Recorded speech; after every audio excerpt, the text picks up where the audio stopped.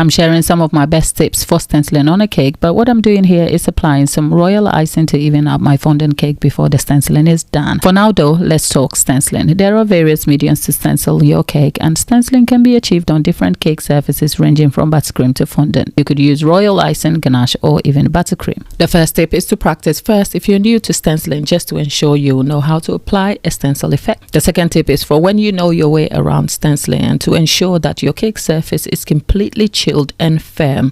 This will help avoid smudges and will aid the stencil adhering properly onto your cake surface. Another tip is to secure the stencil properly onto the cake, in which case I am using red ribbons. I tie them securely on the cake before applying the stencil. Another tip is to ensure you work a small surface at a time if needed. That is especially if your stencil is not big enough to go around the cake. This is what I did, ensuring the stencil was clean and dry after each use and the cake surface was left to set before I started again.